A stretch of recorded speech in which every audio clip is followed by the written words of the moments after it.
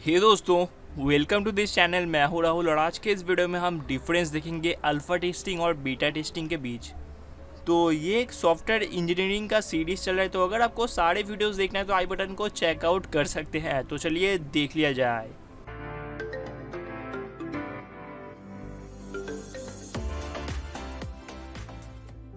अब अल्फ़ा और बीटा दो अलग अलग टाइप के टेस्टिंग होते हैं जो कि किसी भी न्यू सॉफ्टवेयर या तो सिस्टम को डेवलप करने के बाद उसमें अप्लाई किए जाते हैं।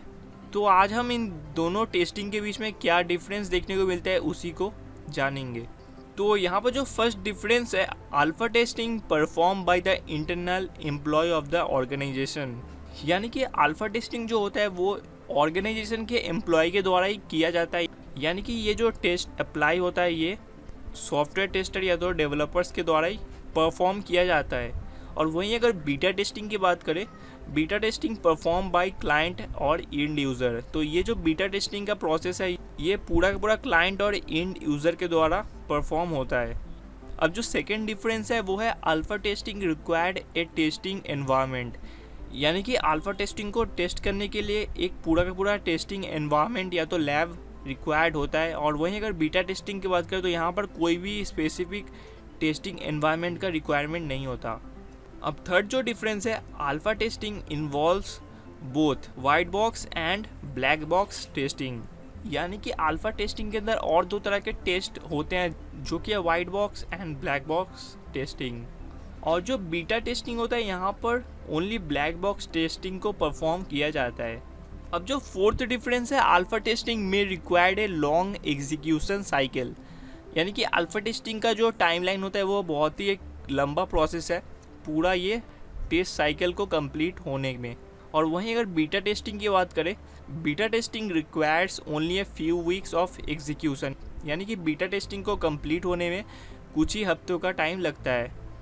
अब फिफ्थ जो डिफरेंस है, reliability and security testing not performed in alpha testing. यानी कि अल्फ़ा टेस्टिंग के अंदर रिलायबिलिटी टेस्टिंग और सिक्योरिटी टेस्टिंग ये दोनों परफॉर्म किया नहीं जाता। और वहीं अगर बीटा टेस्टिंग की बात करें तो बीटा टेस्टिंग के अंदर हमको रिलायबिलिटी और सिक्योरिटी ये दोनों का टेस्ट करना पड़ता है।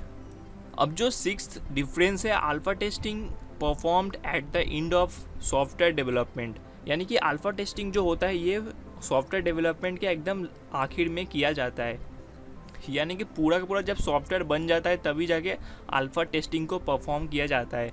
और वहीं अगर बीटा टेस्टिंग की बात करें, it is a final test before launching the product. जब ऑफिशियली कोई प्रोडक्ट लॉन्च हो रहा हो तो उसके पहले एक यूज़र्स को लेके, यानी कि कुछ सिलेक्टेड यूज़र्स को लेके जो टेस्ट किया जाता है उस वाले प्रोडक्ट पे, ताकि अगर वो उस प्रोडक्ट के अंदर अगर कोई भी लिमिटेशन हो तो वो डेवलपर्स को दिख जाए। तो इसीलिए बीटा टेस्टिंग किया जाता है before launching of the product. तो ये थे 6 डिफरेंस अल्फ़ा टेस्टिंग और बीटा टेस्टिंग के बीच। तो अगर आपको ये वीडियो पसंद आया हो, वीडियो को लाइक करना मत भूलिए, चैनल को सब्सक्राइब कर लीजिए ऐसे और भी इंटरेस्टिंग वीडियोस देखने के लिए। थैंक यू दोस्तों, वीडियो को देखने के लिए। हम फिर मिलेंगे अपने अगले वीडियो में।